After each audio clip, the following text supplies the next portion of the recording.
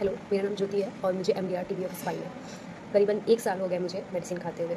ये वही दिन है जब मैंने मेडिसिन स्टार्ट किया था खाना, 8 अक्टूबर 2024 को, और आज 8 अक्टूबर 2025 है। तो जब ये मेडिसिन मेरा स्टार्ट हुआ था उस वक्त सच में बहुत ज़्यादा मेरे लिए पेनफुल था, सारी चीज़ें हैंडल करना, और बहुत ज़्यादा स्ट्रेस का टाइम था मेरे लिए। पर आज 1 साल कंप्लीट हो गया है और काफ़ी कुछ अप एंड डाउन होने के बाद अब बहुत सारी चीज़ें हैंडल हो गई हैं। मैं अभी मैंने अभी अपना जॉब भी स्टार्ट कर दिया है। अगस्त में मैंने जॉब स्टार्ट किया है। मैं फुल टाइम नहीं कर रही हूँ, अभी 4 घंटे के लिए करती हूँ। 4 घंटे ऑफिस से करती हूँ, 4 घंटे घर से आराम से काम करती हूँ, लेट के काम करती हूँ। तो अभी मुझे कुछ ऐसा मेजर प्रॉब्लम नहीं हो रहा है। हाँ, थोड़ा-सा मतलब ये होता है कि जब मैं ऑफ़िस में काम कर रही होती हूँ तो 1 घंटे के या फिर हाफ़ एन आवर के बीच में मैं एक आध बार वॉक कर लेती हूँ, ताकि ज़्यादा प्रेशर ना पड़े मेरे कमर पे। कभी-कभी ऐसा होता है कि मैं बहुत देर तक काम कर लेती हूँ, और फिर जब मैं रूम पे आती हूँ और मैं लेटती हूँ तो मुझे थोड़ा प्रॉब्लम होती है, मतलब कमर में थोड़ा दर्द होता है प्रेशर पड़ने की वजह से। तो फिर मुझे ये ध्यान रखना पड़ता है कि मैं बीच-बीच में वॉक करती रहूँ, चलती रहूँ, नहीं तो ज़्यादा देर बैठने की वजह से वहाँ प्रेशर पड़ती है मेरे कमर के पास में।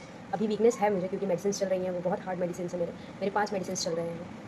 क्लोफाज़िमिन, लिनोज़ोल, पैरासिनामाइड, लेवोफ्लॉक्सिन और साइक्लोसीरिन, ये सारी मेरी दवाइयाँ चल रही हैं। और इन सारी दवाइयों के अलग-अलग साइड इफ़ेक्ट्स हैं। सारी दवाइयों में किसी में ऐसा है कि नींद का कम आना, किसी में बॉडी का रफ़ होना, रैशेज़ होना, किसी में मुझे वोमिटिंग की प्रॉब्लम होती है, किसी में मुझे नींद की प्रॉब्लम होती है। और एक मेरी मेडिसिन ऐसी है जिसकी वजह से मेरी, मतलब उसका इफ़ेक्ट तो सच में बहुत अच्छे से दिखा है। वो पूरी बॉडी को ब्लैक कर देता है। एक्चुअली अभी आपको जो मैं दिख रही हूँ, एक फ़िल्टर लगी हुई है, इसकी वजह से मैं दिख रही हूँ ऐसी, क्योंकि मैं खुद ही नहीं चाहती हूँ कि मैं अपना फेस ऐसे देखूँ।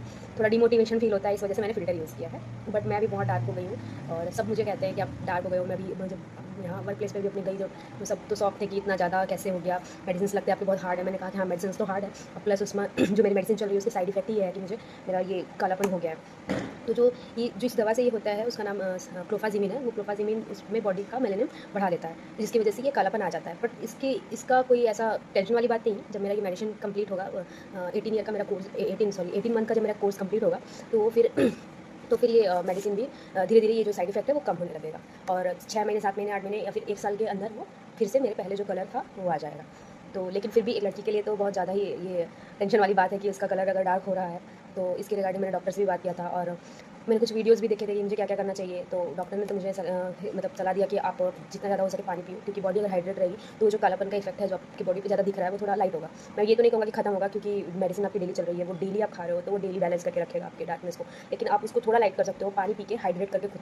और बहुत ज़्यादा अगर दिक्कत है तो आप विटामिन ई के कैप्सूल और उसमें थोड़ा नींबू नींबू का रस ऐड करके अगर मैं फेस पे लगाती हूँ तो वो थोड़ा कम होगा।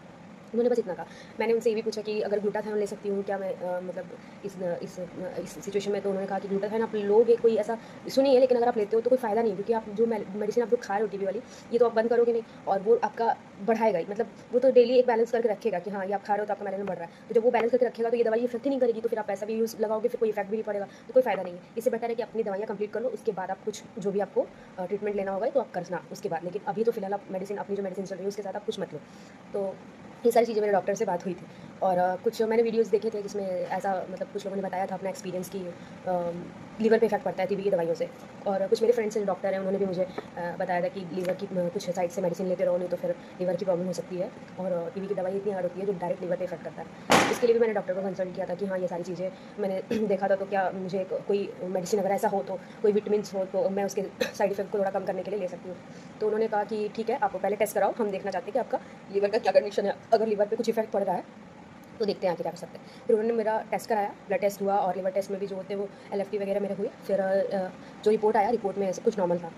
तो मैंने डॉक्टर से कहा कि मेरा थोड़ा पेट भी गर्म रहता है। तो उन्होंने कहा कि देखो, सबकी बॉडी अलग-अलग तरीके से रिएक्ट करती है। तुम्हारी बॉडी पे अभी ऐसा कोई रिएक्शन नहीं है, कोई भी तुम्हारे लीवर पे ऐसा कोई प्रॉब्लम नहीं हो रहा है। तुम जितना ज़्यादा हो सके, उन्होंने फिर मुझे यही सलाह दिया उन्होंने कि तुम पानी पीती रहो, क्योंकि तुम्हारी जो मेडिसिन है इतनी हार्ड है कि वो बॉडी में गर्म कर रहा है बस, और वैसा कोई तुमको प्रॉब्लम नहीं हो रही है। नहीं तो ये ब्लड टेस्ट में आता। टाइम टू टाइम इसीलिए हर 3 महीने पे मेरा ब्लड टेस्ट होता रहता है। तो ये सारी चीज़ें मेरी हो रही थी, और फिलहाल अभी तो मैं ठीक हूँ। ऐसा कोई बहुत ज़्यादा इशू नहीं हो रहा है मुझे, जो भी है सब कुछ हैंडल हो जाता है। मैं अभी बाहर रह रही हूँ, हॉस्टल में रह रही हूँ एक्चुअली, और मैं अपना ऑफिस भी जा रही हूँ, काम भी कर रही हूँ, घर से भी आके काम कर रही हूँ, और सबका सपोर्ट भी है। सब मुझे मोटिवेट भी करते हैं कि नहीं, अच्छी बात है, तुम अपने ट्रैक पे आ रही हो, फिर से धीरे-धीरे सारी चीज़ें तुम्हारी जैसे पहले थी वो चीज़ें हो रही हैं। तो ये सब चीज़ें चल रही हैं मेरी लाइफ में, और अभी 6 महीने बचे हैं। मुझे अभी अक्टूबर चल रहा है और अभी मुझे अप्रैल तक मेडिसिन्स खाने हैं। बस ये है कि अभी लास्ट में मेरा, अभी बीच में भी मैंने डॉक्टर से पूछा था कि मुझे एमआरआई कराना अभी है क्या नहीं कराना है, क्योंकि वहाँ पे जो इंस्ट्रक्शंस लिखे थे तो उसमें लिखा था कि 6 महीने पे मुझे एमआरआई करा के चेक करना है कि मेरी क्या कंडीशन है। तो मैंने डॉक्टर से पूछा, तो डॉक्टर ने कहा कि अभी एमआरआई आप मत कराओ, क्योंकि एमआरआई कराने का ये होता है कि आप एमआरआई कराओगे तो आपका पॉजिटिव आएगा या फिर नेगेटिव आएगा, उससे कोई मतलब नहीं है, क्योंकि मेडिसिन तो आपकी 18 महीने चलनी है। तो इसलिए उन्होंने कहा कि अब लास्ट में जब आपका मेडिसिन का कोर्स कंप्लीट होगा उस वक्त ही हम एमआरआई करा के चेक करेंगे कि आपका क्या भी कंडीशन रहा है। अगर कुछ भी, अगर जरा सा भी अगर हमें लगेगा कि अभी है, तो हो सकता है कि मेरे 1-2 मंथ और एक्सटेंड हो जाए, क्योंकि जब तक ये पूरी तरीके से ठीक नहीं होगा तब तक मेडिसिन मेरी बंद नहीं होंगी। हाँ, लेकिन मोस्ट प्रोबेबली चांसेस है कि 6 महीने में ये क्योंकि अभी तक मुझे ऐसा लग रहा है कि मैंने जितनी भी मेडिसिन खाए हैं, तो पहले बहुत ज़्यादा दिक्कत हुआ, फिर धीरे-धीरे करके सब कुछ सॉर्ट हुआ।